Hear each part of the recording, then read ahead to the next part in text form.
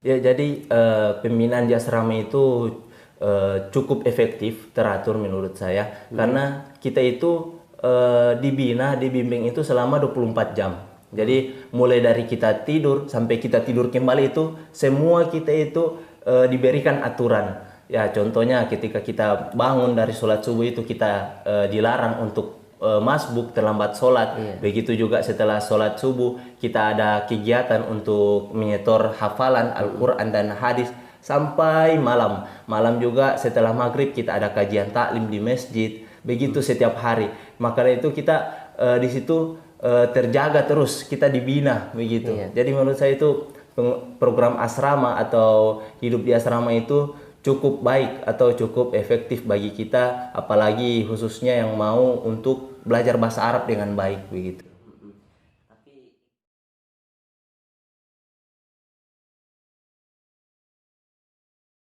Assalamualaikum warahmatullahi wabarakatuh. Alhamdulillah, segala puji hanya milik Allah Subhanahu wa taala yang senantiasa kita curahkan kepadanya. Kemudian salat serta salam senantiasa kita curahkan kepada baginda Nabiullah Muhammad sallallahu alaihi wasallam.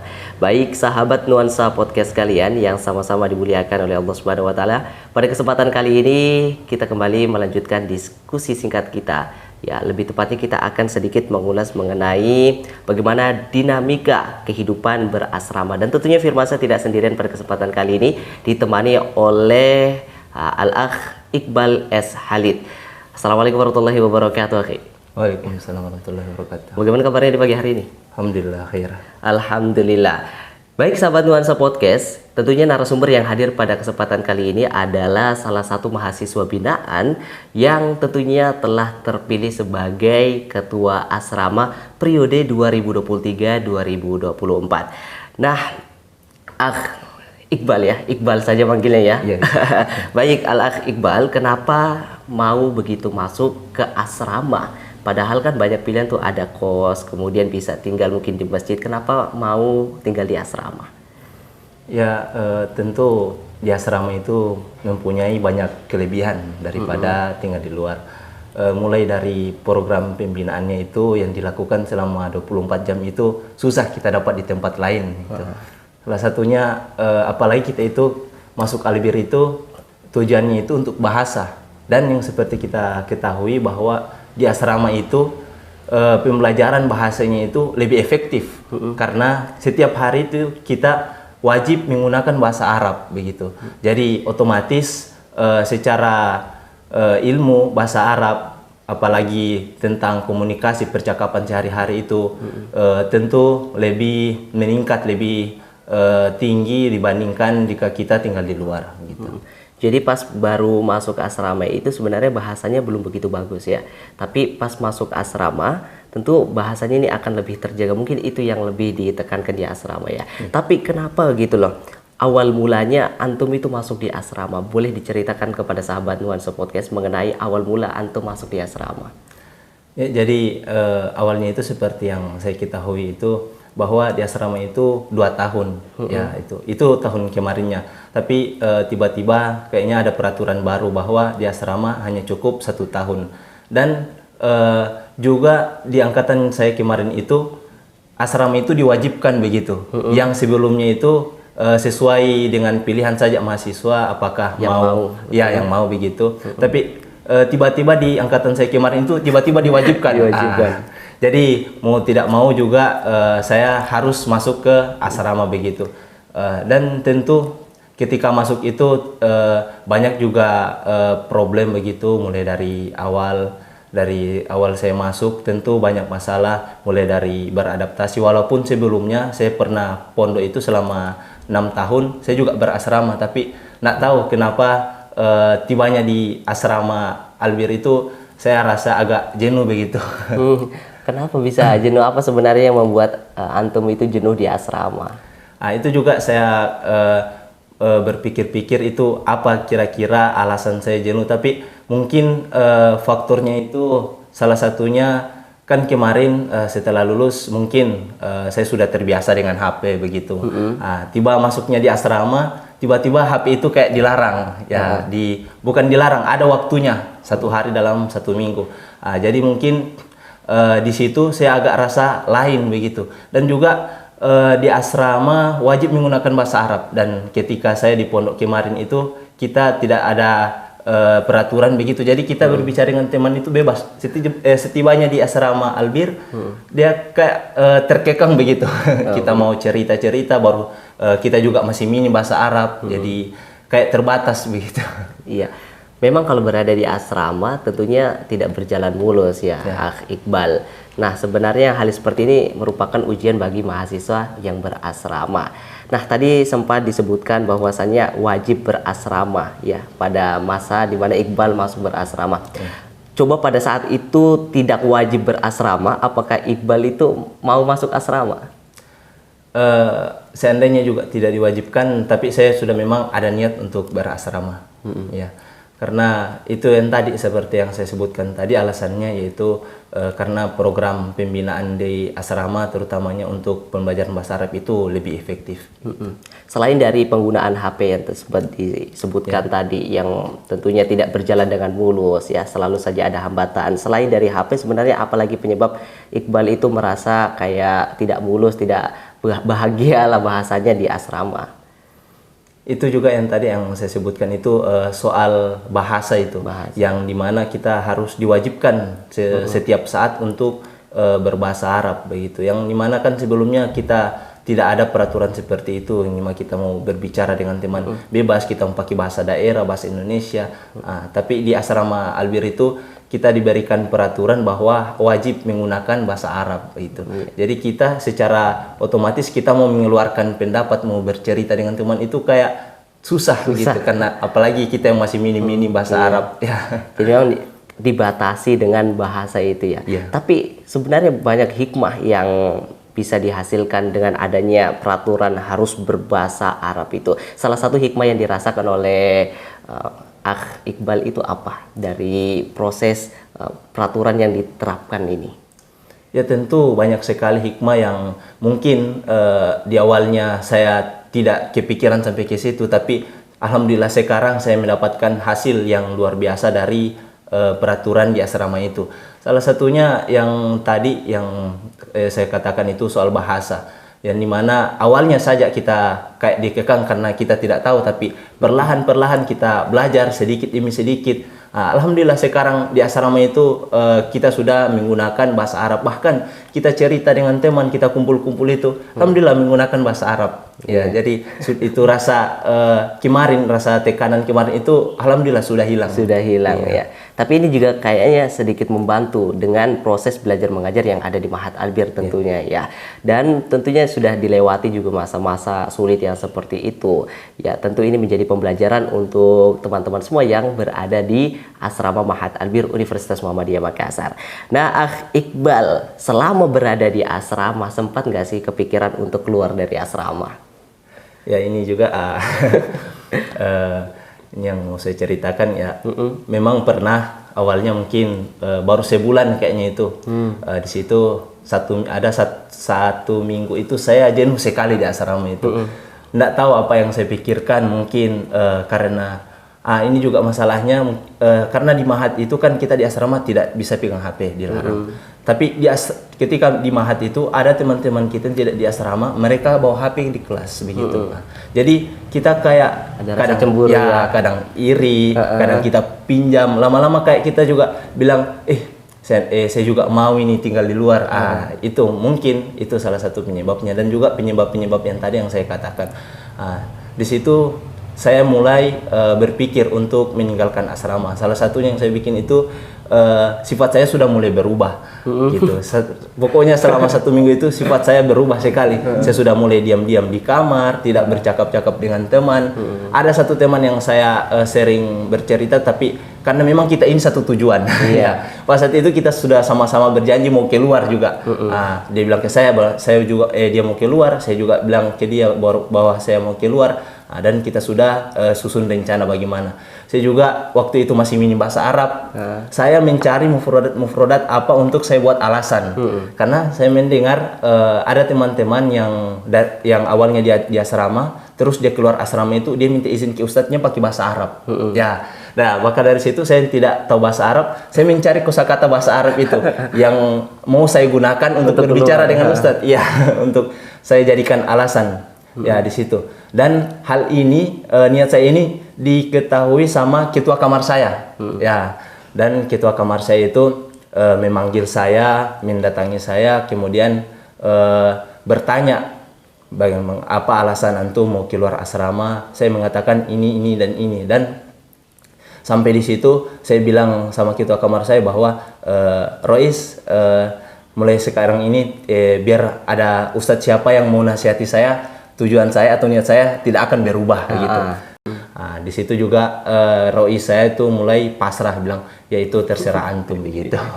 Tapi sebenarnya Iqbal kan pengen keluar dari asrama. Orang tua itu tahu nggak sih sebenarnya Iqbal tuh mau keluar dari asrama? Waktu itu belum tahu, karena waktu itu kan kita belum pegang HP begitu, belum waktunya penggunaan HP. Ya, dan tibanya penggunaan HP di hari Ahad itu saya memberitahu kepada orang tua di situ. Dan secara langsung orang tua saya itu menolak atau melarang saya untuk keluar asrama. Sampai-sampai ayah saya bilang begini, bilang kalau antum mau keluar asrama, antum pulang saja ke kampung dan bekerja saja, tidak usah lanjut kuliahnya. Iya. Jadi itu salah satu penyebab kenapa Iqbal masih stay ya di asrama mungkin ya Iqbal ya. Nah, tentu Iqbal selama berada di asrama ya, selama menjalani proses pembinaan di asrama, tentu ini meninggalkan kesan tersendiri bagi Iqbal itu sendiri ya, mengenai bagaimana proses pembinaan yang di asrama. Kira-kira boleh dibagi kepada sahabat Nuansa Podcast, sebenarnya bagaimana sih proses pembinaan selama berada di asrama? Ya, jadi pembinaan di asrama itu cukup efektif, teratur menurut saya, karena kita itu dibimbing itu selama 24 jam. Jadi mulai dari kita tidur sampai kita tidur kembali itu semua kita itu diberikan aturan.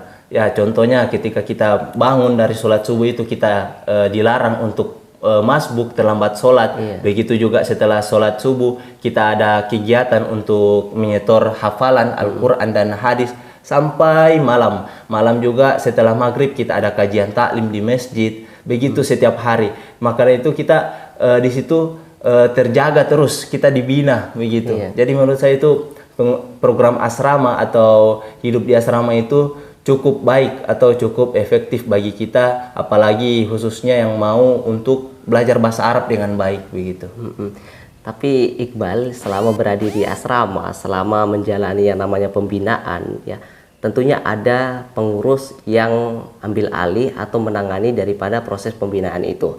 Nah, buat Iqbal kira-kira ada nggak nih seorang pengurus ya yang sangat peduli dengan Iqbal, dan bahkan ya Iqbal itu mungkin bisa dikatakan punya cerita tersendiri atau pandangan baik sendiri kepada pengurus tersebut? Ya, bukan saya mau memilih ya, tapi menurut saya sendiri ada, itu Rois Faisal Ramli. Ya, kayaknya dia sudah pernah diwawancarai di sini kemarin sebagai narasumber. Ya, beliau itu kebetulan beliau juga sebagai ketua kamar saya pertama kali di kamar. Nah, jadi di situ beliau itu merupakan pengurus yang paling dekat kalau bisa dibilang dengan binaannya. Sampai-sampai kita di kamar itu beliau tidak pernah putus dari komunikasi dengan anggota kamarnya. Kita di kamar itu setiap hari ada pembelajaran, begitu, pembelajaran bahasa Arab, pembelajaran ilmu nahu, sorof. Dan beliau juga itu kalau yang saya lihat beliau kayak yang paling apa namanya PK begitu dengan PK dengan kehidupan asrama begitu. Karena kenapa? Karena kan kita itu di asrama hanya diberikan waktu misalnya pegang HP dari jam 8 pagi sampai jam 10.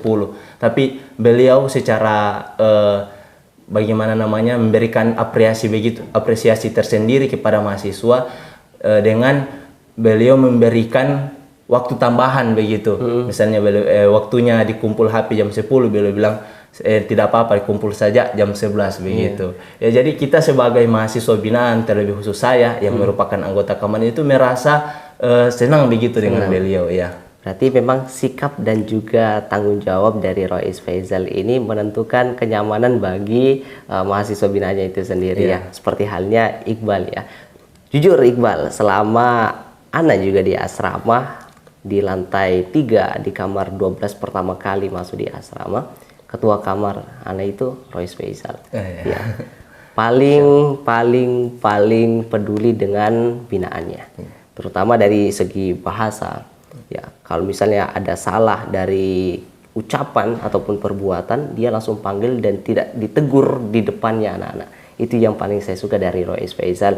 Dan juga sebenarnya kalau ada acara-acara ya, sama Rois Faizal, sebenarnya itu Rois Faizal kayak semacam tidak mau meninggalkan satu momen pun itu tidak punya cerita. Iya, betul. Ya, apapun momennya pasti selalu dibuat kenangan. Entah itu masak di dapur, masak nasi goreng, makan sama-sama di kamar.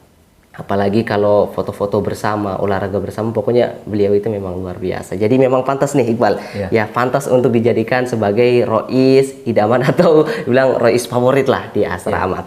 Baik Iqbal, sebenarnya ya selama berada di asrama tentunya Iqbal telah melalui berbagai macam proses yang panjang dan akhirnya alhamdulillah ya Iqbal S. Halid ini terpilih sebagai ketua asrama. Perasaannya gimana nih? Ya awalnya itu ini mungkin dari dukungan dari teman-teman lain. Jadi saya juga tidak terlalu berpikir sampai ke situ, tapi karena dukungan dari teman-teman lain, dari Rois mungkin ada yang bilang antum ini cocok mungkin jadi Roisakan begitu. Begitu juga teman-teman di mana-mana sudah panggil Rois, padahal posisi saya itu waktu itu masih binaan. Dia bilang Rois, bilang kenapa panggil Rois? Ya antum ini cocok jadi Roisakan. Ya begitu. Jadi itu yang kayak memotivasi saya begitu. Dan juga saya juga mulai berpikir bahwa saya mau meningkatkan begitu apa kinerja yang di asrama. Jadi mulai dari situ saya sudah ada niat untuk menjadi Roisakan dan alhamdulillah sekarang saya telah terpilih melalui rapat dari para pengurus. Mereka sudah sepakat dan alhamdulillah sekarang saya yang sudah terpilih dan rasanya itu memang senang, tapi saya percaya juga, saya yakin banyak ujiannya ya. Nah Iqbal ini sebenarnya alhamdulillah atau innalillah? Ya mungkin alhamdulillah untuk mungkin kenangannya atau kita bisa sebagai orang tertinggi, maksudnya kita didengar begitu. Jadi ketika kita ada inovasi atau pikiran-pikiran ke depannya itu kita bisa segera lakukan begitu. Dan itu juga untuk innalillahnya itu tanggung jawab ya, tanggung jawab betul, yang luar biasa, di mana ini di asrama itu mempunyai beberapa banyak kisem dan itu saya yang bertanggung jawab begitu. Apalagi kalau ketika ada masalah itu mau tidak mau yang dicari tentu ketua asrama. Ketua asrama, ada sedikit masalah, ada anak binaan yang berkelahi apa segala macam, tentu yang dipanggil paling pertama adalah ketua asrama. Tentu harus siap ya, harus siap untuk menghadapi problematika atau masalah yang akan dihadapi ke depannya. Tentu menjadi pengurus asrama bahkan menjadi ketua asrama itu tidak mudah dan tentunya harus dijalani dengan sabar. Ya, melakoni kurang lebih 1 tahun ya Iqbal. Sebenarnya yang menjadi visi misi buat Iqbal menjadi ketua asrama itu apa? Ya, untuk visi kami ke depan itu yaitu salah satunya sesuai dengan tujuan Mahat Albir itu menjadikan asrama ini sebagai lingkungan yang efektif untuk pembelajaran bahasa Arab begitu. Yang dimana kita mungkin di Mahat hanya mendapatkan kaedah-kaedahnya tanpa penerapan. Itu kita di asrama kita sudah mencakup semuanya, mulai dari kaedah, penerapannya, percakapan bahasa Arabnya sehari-hari itu kita sudah dapat. Dan juga semua visi saya itu semua mahasiswa binaan itu mempunyai akhlak karimah yang bagus dan juga mempunyai skill-skill unggul begitu, mulai dari ruqyah, prosesi pemakaman jenazah, bekam, itu insya Allah kita dapat semua. Dan untuk misinya itu yaitu kita harus melakukan program pembelajaran bahasa Arab yang baik, yang dimana kita harus mulai dulu dari yang dasar-dasarnya ya. Walaupun kita tahu bahwa yang masuk asrama itu tidak semua masih dasar begitu. Mungkin ada yang masuk di asrama tapi dia sudah pernah belajar di tempat lain bahasa Arab, tapi mau tidak mau kita harus mulai dari awal dulu ketika kita mulai pembelajaran di asrama. Luar biasa visi misi dari Akh Iqbal ini sebagai ya Ketua Asrama periode 2023-2024. Tentunya sekali lagi harus siap Iqbal ya, untuk menghadapi mahasiswa binaan yang akan datang nanti tentunya. Dan yang Iqbal hadapi itu bukan dari satu daerah, dua daerah saja tentunya. Dari pelosok negeri mereka datang dan siap untuk dibina dan harus siap menjalani sumpah yang telah diambil kemarin tentunya. Nah, baik Iqbal, mungkin ya untuk mengakhiri daripada segmen ini boleh nih dibagi kepada sahabat Nuansa Podcast kesan dan juga pesannya selama berada di asrama untuk sahabat Nuansa Podcast. Jadi pesan saya untuk semua, untuk mahasiswa yang mau masuk ya ini, mau masuk ke asrama, ya untuk mau masuk di asrama itu tentunya harus persiapkan kesabaran yang luar biasa. Apalagi di awal-awalnya itu tentu mempunyai banyak sekali cobaan begitu.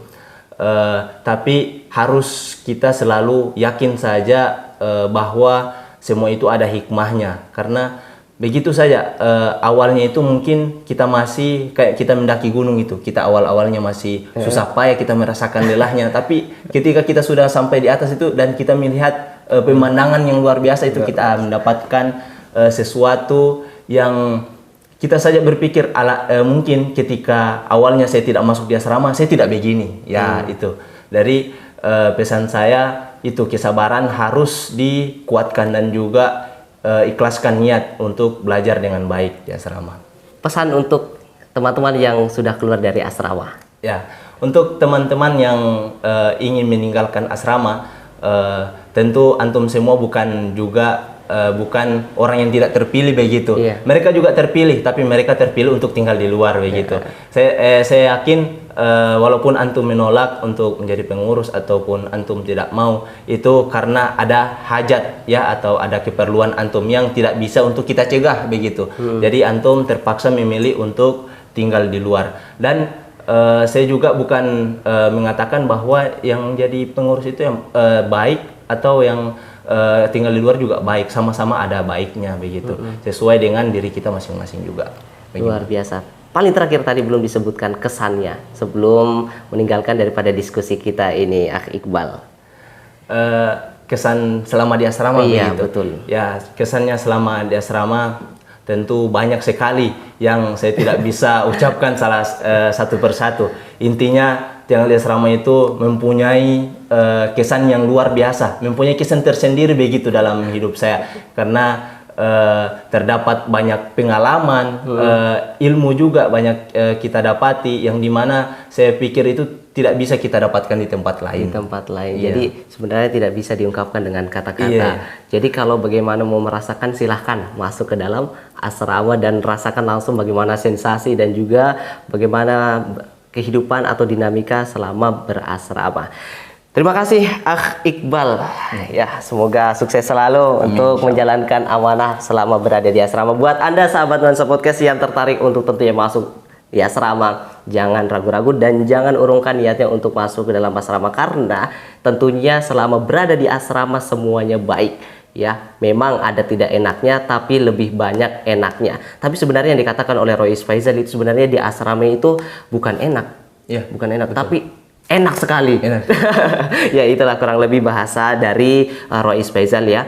Dan tentunya Firmansyah juga mengakhir daripada segmen ini pernah mengutip daripada salah seorang mengatakan, ya mungkin tidak asing ya, berakit-rakit ke hulu, berenang-renang ke tepian, ya. Kemudian bersakit-sakit dahulu, bersenang-senang kemudian. Itulah definisi daripada kita berasrama. Terima kasih sahabat Nuansa Podcast yang telah menyaksikan daripada diskusi singkat ataupun diskusi santai kita pada kesempatan kali ini. Semoga apa yang kita berikan dari Firmansyah dan juga Akh Iqbal S. Khalid ini bisa memberi manfaat kepada Anda semua. Syukron barakallahu fikum.